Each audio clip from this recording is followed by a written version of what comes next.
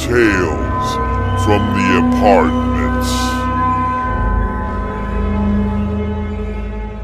Good evening, ladies and gentlemen.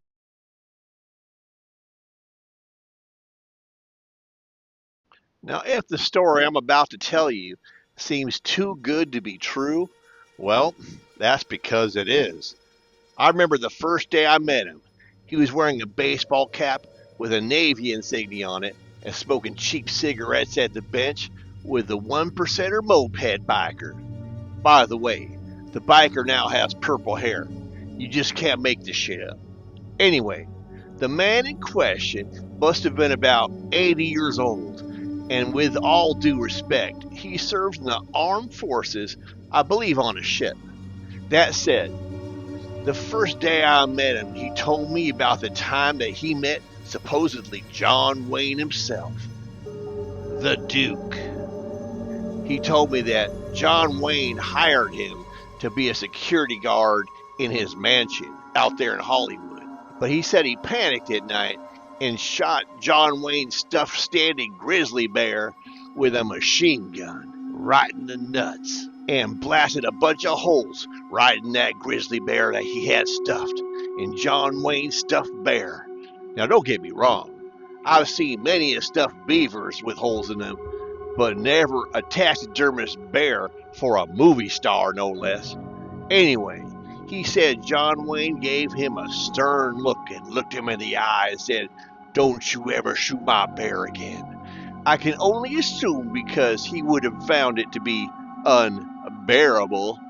And then there was a time that he told me that at 80 years old, the Navy wanted to enlist him back into the service because they needed him so bad.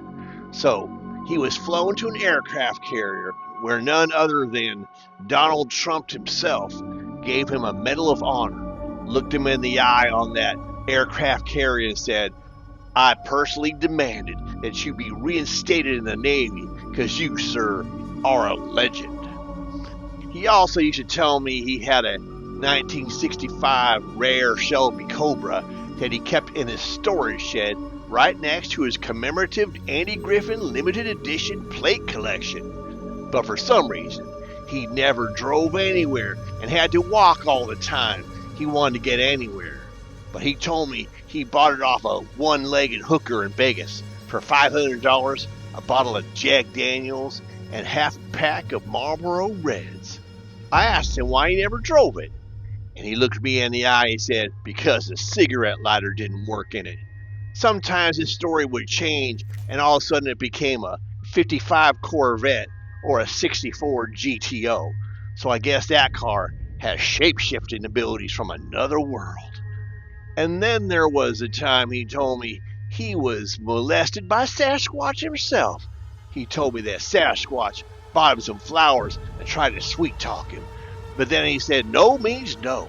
So before Sasquatch had a chance to insert anything, if you know what I mean, my old friend grabbed a random raccoon and he tied its tail to a possum, which he promptly used like some kind of forest ninja to smack Sasquatch right in the nuts with. But what he hadn't anticipated was the raccoon biting right into the family jewels of Sasquatch, as Sasquatch took off running like a rocket into the forest, aimlessly screaming as the raccoon and possum held on for dear life. Shortly after that, I never saw him again, but some say that Sasquatch came back for him, and some say you can still hear him talking all his stories to the woodland creatures on a soft, quiet summer night. And that ends my story. I will see you all next time on Tales from the Apartments. Tales from the Apartments.